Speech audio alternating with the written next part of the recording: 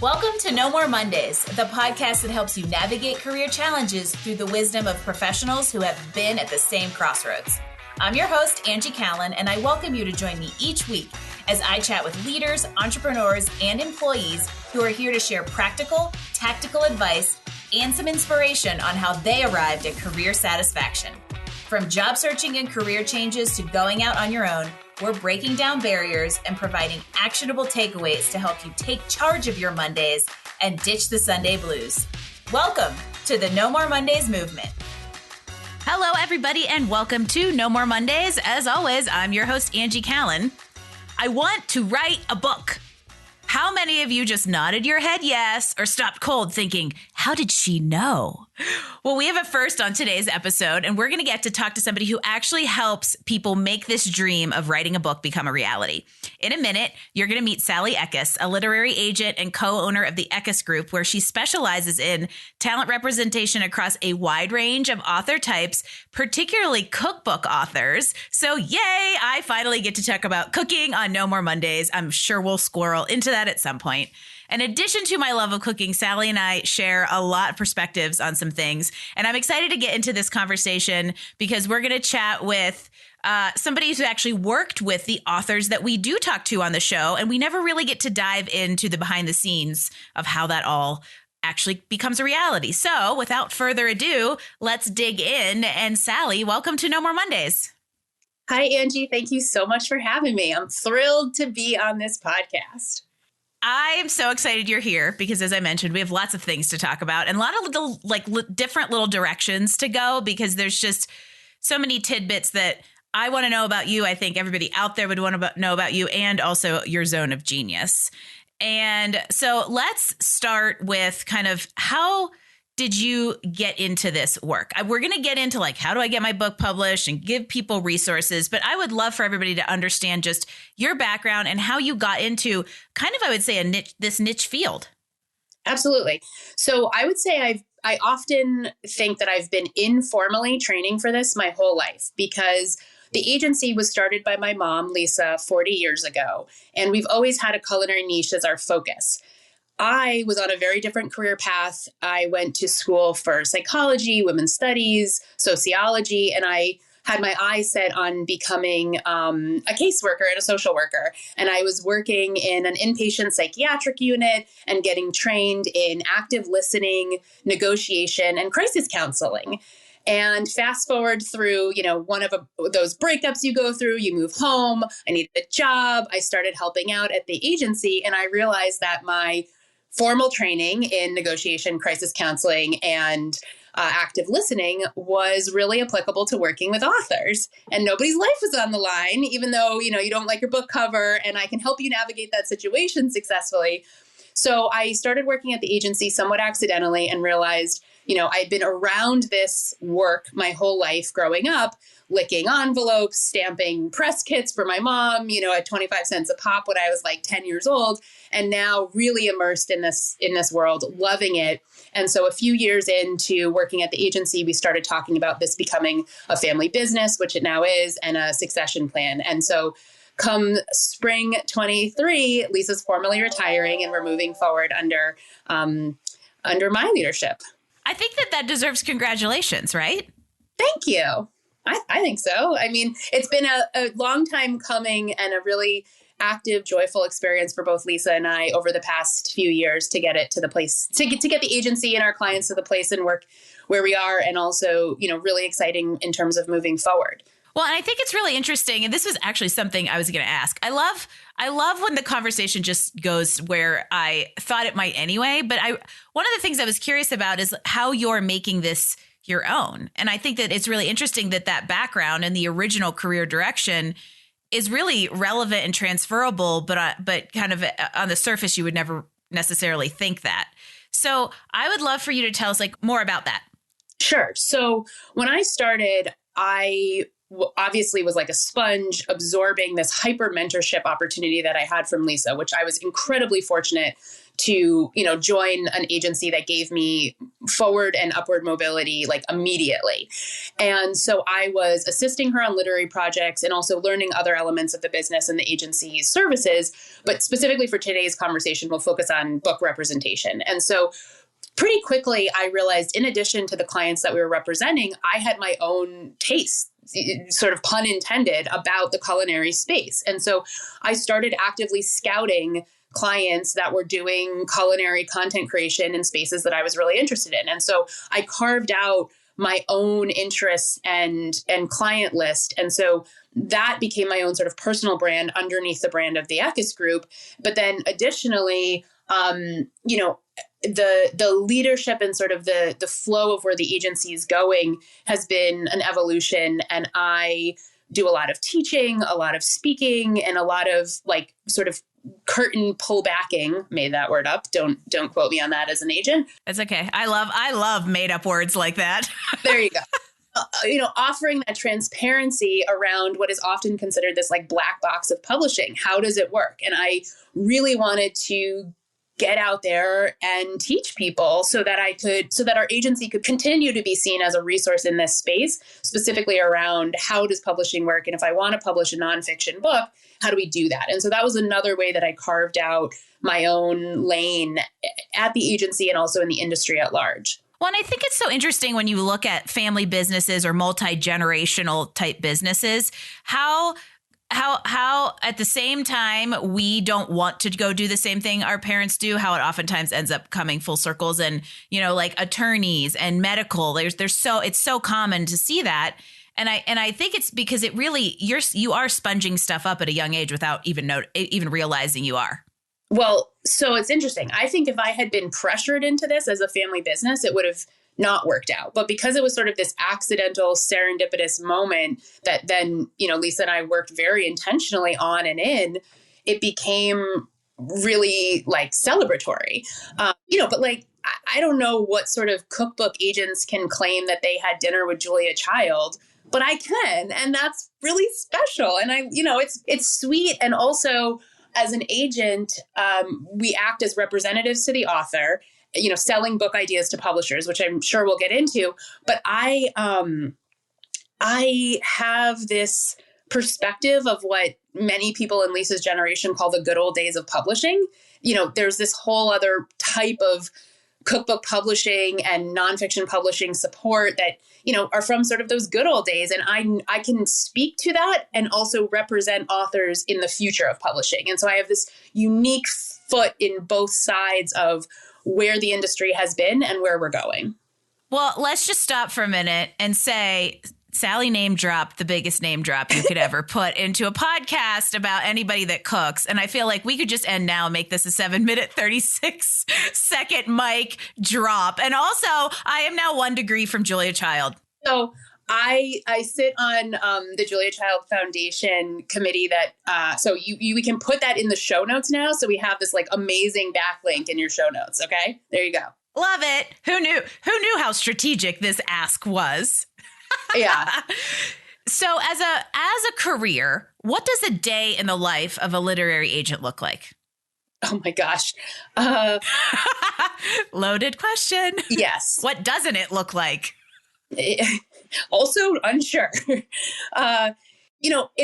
Honestly, it's a lot of email and phone and Zoom meetings. It looks like concept development with the clients that I'm working with, working on their book proposal, which is how we sell book projects in the nonfiction space.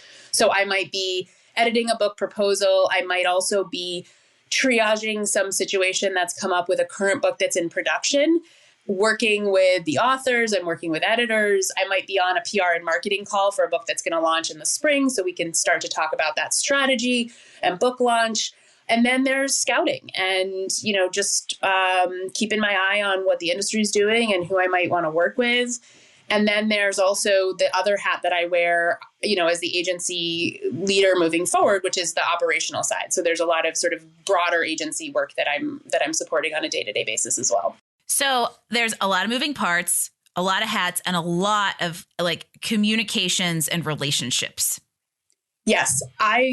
What I love about what we do is that at the end of the day, we're connectors. We are facilitators. We are agents of connection and networking. And because our agency specifically has been working in this, and by this, I mean the culinary nonfiction space for 40 plus years, even if we're not formally representing somebody, we are often the first call when someone has a question about who should be designing my book. Do I know somebody who will do publicity? Do I have a chef in the Midwest who happens to have a dog between the ages of 6 and 9 that likes cantaloupe? You know, it's like I'm this hub of connection, and I love that. If you need random obscure expertise, ask Sally. And I want to take I want to take a little aside here and just tie some relevance to everybody out there. Whether you like cookbooks or not, I personally do. If you could see my background, I love professional development books, and I have at least this many cookbooks as well. I love them. I collect them. I like to sit and read them. And what I want to do to kind of I would say make this generally applicable to anybody out there, and that is that if you are in any sort of sales or relationship capacity, having a really clear niche is a great thing. And if you are ever scared of having a really clear niche around a market, the Ekus Group, who has been around for 40 years, specializing in culinary cookbook agency, has been around for 40 years serving that niche. So niching is a great thing. Yeah, I love that. And I also want to bring it full circle for any of your listeners too, that a book is a big, beautiful business card. It's a way to bring new eyes to you, your brand, your content. And so, my area of focus is cookbooks. And that has, we talk about culinary-ish here, lifestyle. I've dabbled in parenting, but essentially, my job is to help people expand their brand using this mechanism of a calling card. But you can sort of search and replace cookbook for whatever your listener's brand is. It could be career development. Anything in the nonfiction space is really sort of a wonderful way to drive new opportunities to you and your business. It could lead to speaking engagements. It can lead to local media. It can lead to national media. It can lead to brand partnerships. It can lead to podcast interviews, right? It's this new shiny thing that you can share with your community, and then also brings new discoverability to you and your content.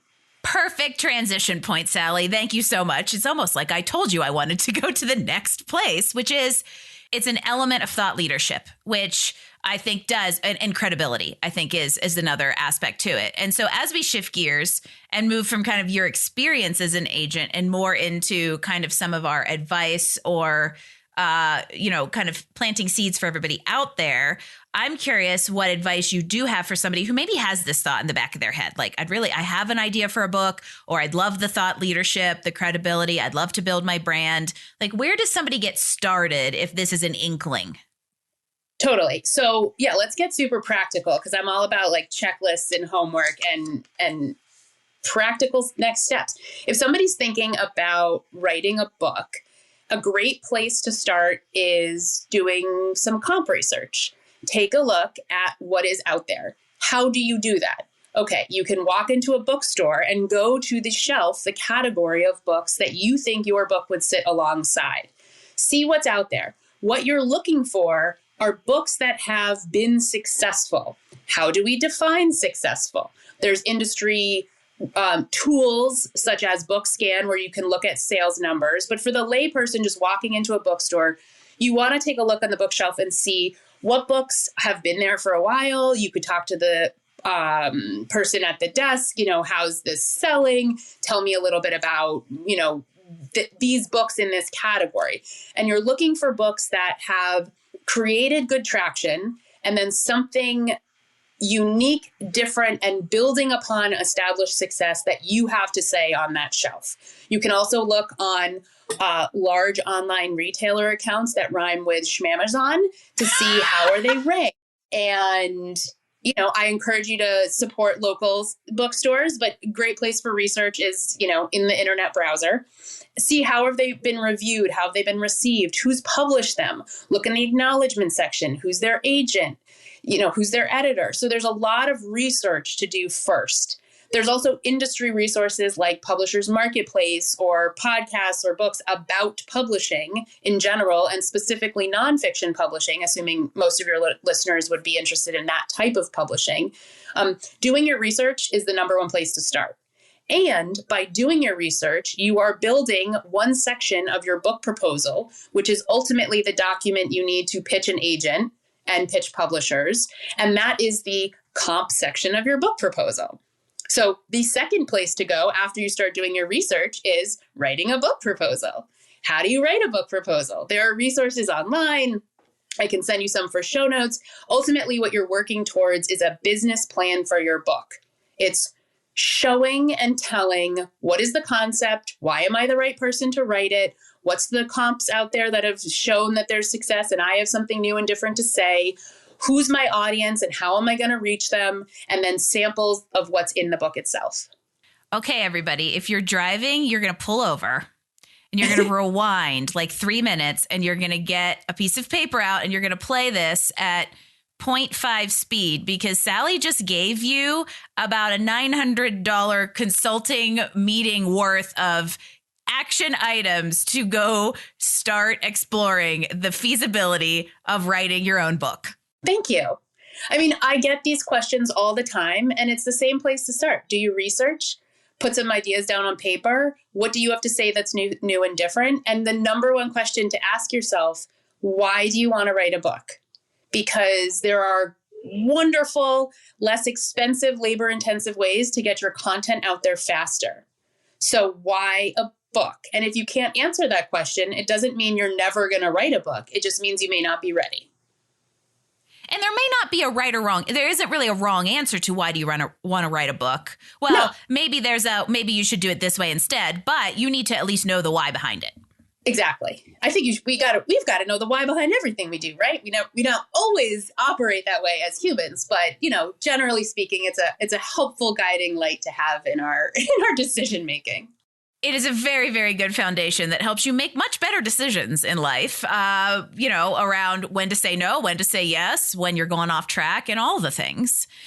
And, I love people who like to give brain dumps of practical, actionable advice. We live in the same world. And I know we're going to give you a chance to shameless plug, but also for everybody out there who actually did pull over and listen to this at half speed, there's an easier way to get everything you just brain dumped us, because you created a course.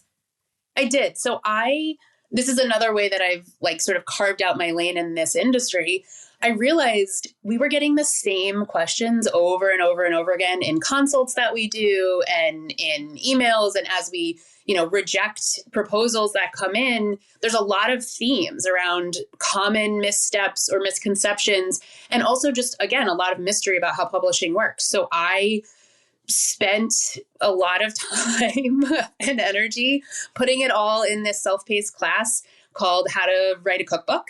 And while it's culinary specific, the nature of the course is really, how does publishing work? What does an agent do? What's the difference between self-publishing and traditional publishing? How do I get started? How do I create a succinct pitch? What goes into a query letter? And then, there's some culinary specific content in terms of archetypes of books that I walk people through. But generally speaking, it's, publishing 101 that I have this class. I do presentations, I do podcasts. And so it's a longer form of my face on a video that people can subject themselves to if they want to learn about publishing. You get all of the madness in Sally's head. That's right. Right. Plus homework. Gotta love homework. Yay. I'm a big fan of homework too. It's funny because you brought up something that I was thinking earlier, and there is that the myth. I think you termed it earlier as the black box of publishing. And I was thinking about if I have a chance to ask somebody who knows that world and lives behind the curtain, a question or two that I think people out there would really want to know. Yeah. The one that came to mind is, I would say, breaking down or dispelling myths around the difference between self-publishing, traditional publishing, and this new thing we hear about, hybrid publishing. So I'll start with hybrid first, because there's guidelines that hybrid publishers need to stick to contractually. And there's a whole website dedicated to it, which I don't have off the top of my head, but happy to send you. And that is a very gray area with a lot of got to do your homework and take a look very closely at those contracts because they can be promising a lot and not delivering. So that's kind of all I'm going to say about hybrid because it's a completely different conversation. In terms of self-publishing or traditional publishing, and I go through this in a lot more detail in the course, including financials, there's, in my opinion, three main differentiators between the two paths somebody could go down. There's like three buckets that help qualify should somebody self-publish or traditionally publish. By no means is this like the end all be all, but I think most stuff falls into these three determining buckets. The first is financial. In traditional publishing, you get an advance to write your book, and we can talk more about what that looks like. And in self-publishing, you are funding your project. There are many ways you can are the advance. Right. So there are many ways you can fund it, but bottom line, do you want to be paid to write a book or are you going to pay to write your book? The second is control. And I mean that as a broad strokes term, control around the process. Do you want to work in traditional publishing where you have experts that know, okay, generally speaking, this is what covers are looking like, and this is how sales and marketing thinks the title should be. And, I have a designer on staff. Or do you want the control? Do you know exactly what you want your book to look and feel like? And in the class that I teach, and pretty much any speaking engagement that I do, I use a bus analogy. Like in self-publishing, you are driving that bus and there's a lot of seats to fill and you can bring in different experts. And in traditional publishing, you're like tapping on the bus driver's shoulder saying, turn left here and hold on, we got to let my grandma on because she's going to do XYZ thing. But you're not the one driving the bus. So like what sort of control or resources do you have to bring in different experts to execute your book project? And then the third determining factor is distribution. In traditional publishing, your publisher brings distribution and sales channels to the table. So they're in charge of getting your book into the bookstore, into special sales accounts, and into wholesale accounts. And in self-publishing, you are your bookseller. And this is where a lot of people get flashed, I'm a hybrid publisher or I'm a custom publisher and I offer distribution. They may offer a distributor account, but nobody is getting your book into those book selling accounts except you. So it's a big undertaking. Many people do it and do it very successfully. But in my opinion, those are the three determining factors between traditional and self-publishing: money, control, and distribution. Well, and I'm just insider little bit of information for everybody out there. Sally and I have chatted about this very topic. And literally the first thing she asked me was, why do you want to write a book? And when I answered, and then the second question is, why do you think you want to go traditional publishing? And literally my first answer was, I know I don't have the bandwidth to go peddle my own book. And I think that you were like, okay, that's a great answer. And because it can be like really a full-time job. And it's one of the reasons that we see so much synergy between authors and podcasters, because it is a medium to get out there and raise awareness kind of around your book. But it's a big undertaking. Absolutely. It's a big undertaking. And you as the author, once you write your book and it's published, also have a whole other chapter of work to do, which is the marketing and promotion of that book, no matter the path you go down. So if you're the one trying to get it available for sale and also promote it, it's just a lot of hats. I mean, we have big heads, but it's like there's only so many hats we can wear. I don't know if that was the right. So many hats that fit. Oh, I like it. And so in our previous conversation, it was really funny because we were introduced to chat about like a career benders, I would say, centric related book. But as soon as we hopped on, we got into this whole squirreled conversation about gluten-free cookbooks specifically, because fun fact, I don't think I have ever divulged the following story on this podcast, but Career Benders came out of really an original goal to write and produce gluten-free cookbooks and products. And as I got into it, I was like, I need money to bankroll this stuff. I'm going to go start a low startup, low overhead consulting business so I can save some money and fund my, gluten-free adventures. And then now 5 years later, I have this like blown up, surely can't take on another kind of business endeavor thing. So it was just a fun conversation. And I'm curious about like what makes the cookbook niche so fun. Well, first of all, I feel like we need to do like a show of virtual hands for any gluten-free listener out there. Cause it's progressed a lot over the years. And I am also living a gluten-free lifestyle, not by choice. So I can appreciate that being a motivation for whatever path people go down. All right. Gluten-free homies in the house. Moving on. Woohoo! What's up with the cookbook niche? I mean, it's fun for me because I like live and breathe food and get to work with so many different kinds of people and cuisines and cultures and recipes. And I can dip in and out of a cookbook more successfully than I can dip in and out of a novel, which I read, but it's just a different type of, experience. And food connects people, right? I mean, whether you like it or hate it, you have something to say about it. And I can work with that. I love that. I think it really is interesting because it goes back to that idea of you just at the very core being a connector, and it's like an extra layer of the connection. And I really appreciate I can dip in and out of a cookbook more than I can a novel, because I'll sit on the couch for 3 hours and look at a cookbook without falling asleep 3 pages into a novel, and I'm out. My husband makes fun of me for it.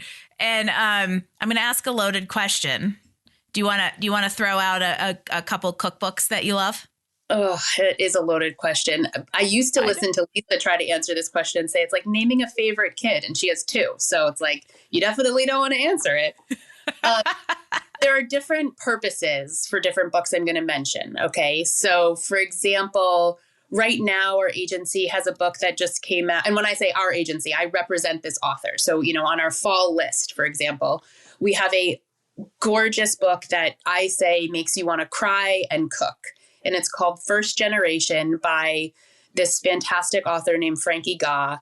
And, I picked this book as an example because it's a new one out. It's getting lots of wonderful media attention, so you can easily find him and his story. And it's a calling card for people who have grown up in sort of both worlds. It's first generation Taiwanese American experience.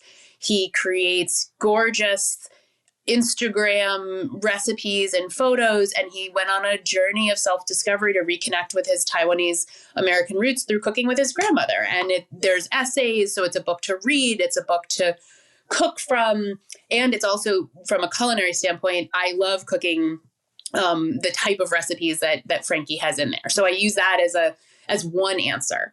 Then there are older books that come to mind, like the Moosewood Cookbook or Molly Katzen's Pretend Soup, which is one of the first cookbooks I ever owned as a kid. And it's, one of those first kids cookbooks that has illustrations in it, and it's for kids, and it's playful and inspiring and practical, right? And so that's another book that is on the completely other end of the spectrum, but really is one of those like calling cards of our industry and speaks to me as a mom and as a cookbook agent, right? Which is like a unique thing to find in one book.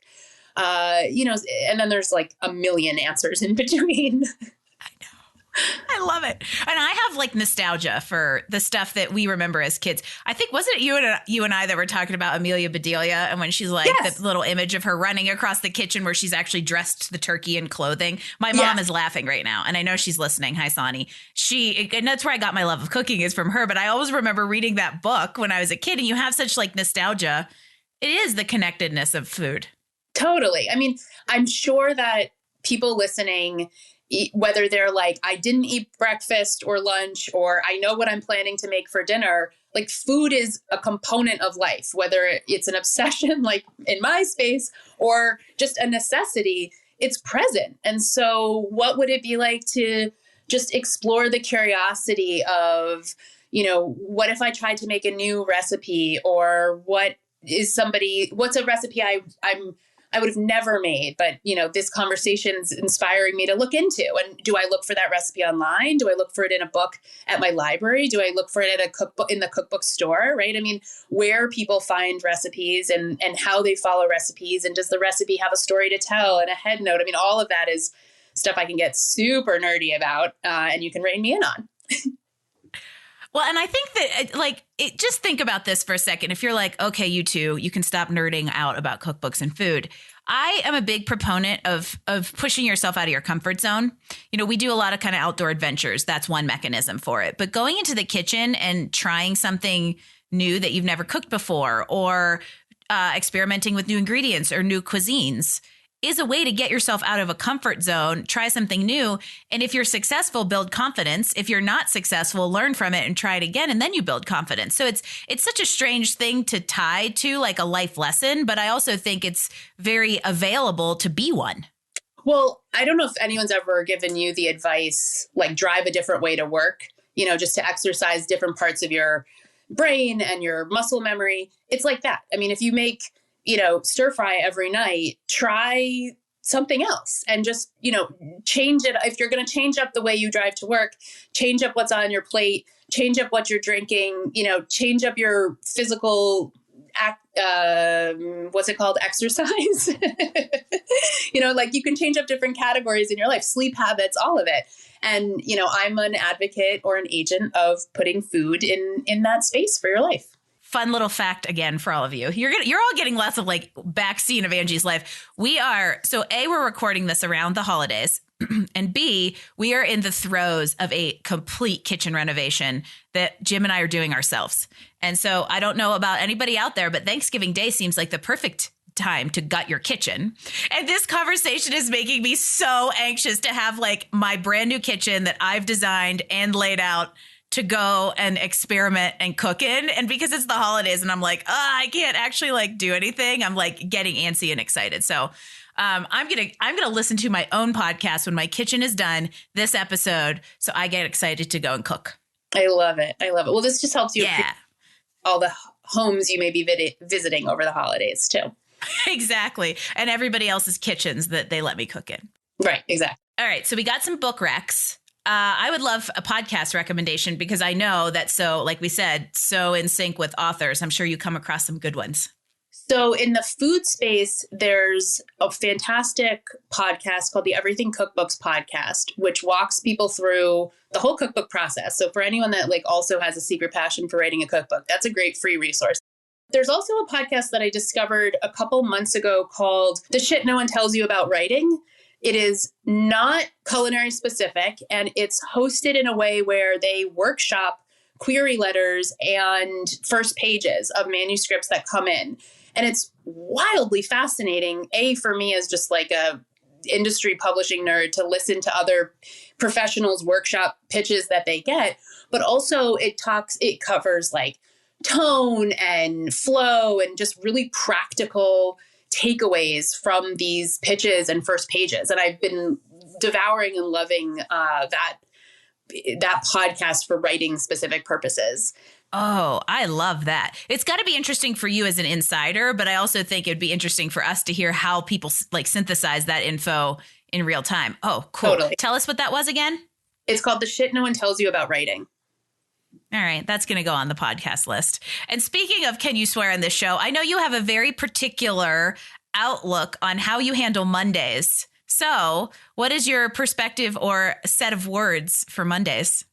Oh, did I share something before that had a swear in it? It's your get shit done day, which I think is amazing. That's what I thought you were going to say. Yeah, it's my get shit done day. I think when I was reminding myself that we were going to have this conversation, I toned it down and was like playing around with giddy up in my head. Or just get stuff done. It's okay. Yeah, it totally is my get shit done day. And, as a small business owner and a mom and, a million other things, Mondays are also, it's like, all right, let's hit refresh. Good way to put it. Because you come out of the weekend either refreshed or sometimes a very busy weekend. And then all of a sudden it's like, set yourself up for success in the week. We talk a lot about combating some kind of Sunday scary so that Monday doesn't ruin your Sunday. And I think how you handle Mondays or how you get into them to set yourself up for success can make a big difference there. Yeah, I'm the kind of person that puts things on my to-do list that I've already done so I can start by checking them off. And I love adding extras on Mondays. As my get shit done day, like start off with check, check, check, done, done, done, off to the races. You're also probably like taking that page off of your little notepad and writing a new checklist. So it's a nice clean one to then check off, right? Of course. Ask me how I know. Yeah. There's a whole bunch of type A women out there going, oh, I guess I'm not the only one who does that.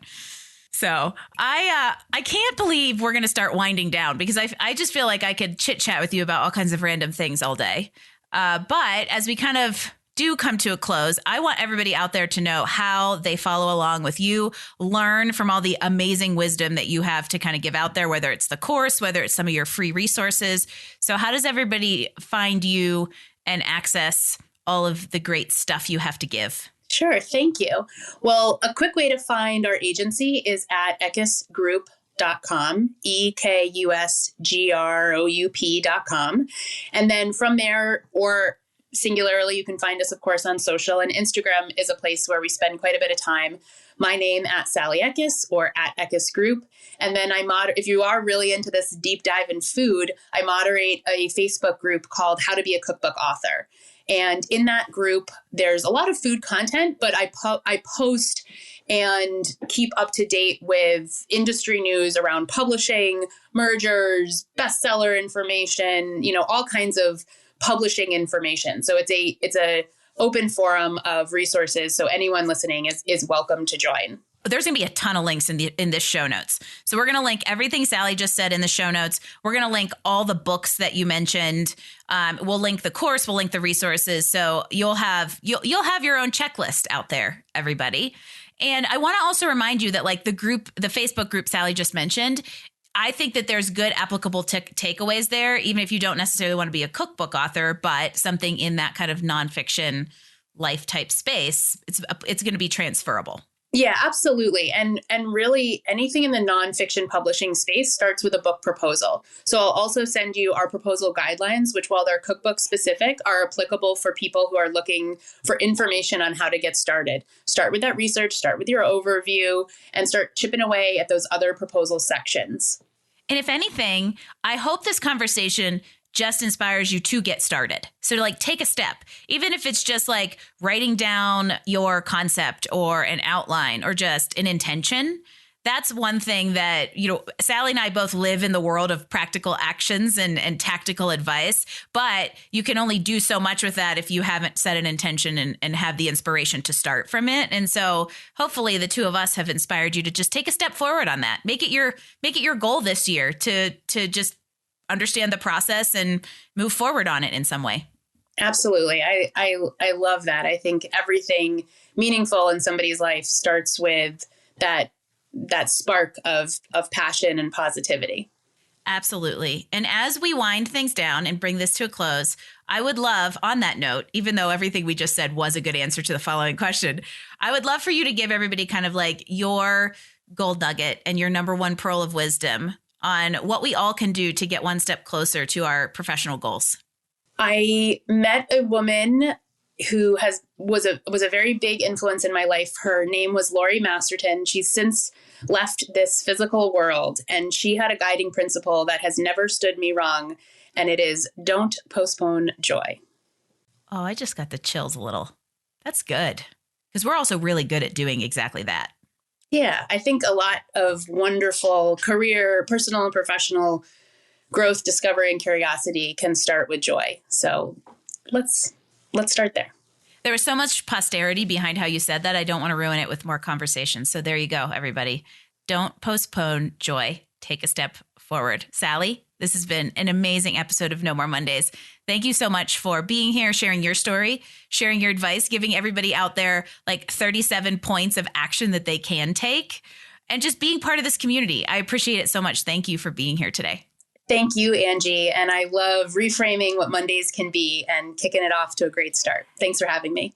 You are welcome. Absolutely. You do not have to take on the Sunday scaries. There is a more balanced life out there. And these kinds of conversations help people get there. So I want to thank you, not only Sally for being here, for everybody out there who's listening. We always love being inspired by successful professionals who have navigated crossroads and are helping, others find success as well. So in addition to this great advice, there is a wealth of information in all the show notes from today's episodes. So you can grab that at nomoremondays.info. And for all of you out there listening, I would love for you to subscribe to No More Mondays. Leave us a 5-star rating because it is an amazing help as we continue to inspire confident professionals, help people love food, and do all the other cool things that people like Sally and I get to do. So if you do want to leave us comments, feedback, drop a guest suggestion, or again, grab the show notes, visit us online at nomoremondays.info, and I'll see you again next week for another edition of the No More Mondays podcast. Thanks for joining us for another episode of No More Mondays. Tune in next week as we bring you more insights and actions to help you improve your professional life and find career satisfaction. Don't forget, visit us online at nomoremondays.info for all the details, show notes, and recommendations from this episode. No More Mondays, we drop new episodes every Wednesday.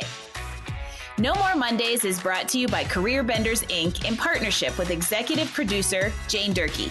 For more information about career coaching, resume writing, personal branding, recruiting, and entrepreneurship coaching services, visit our website at careerbenders.com.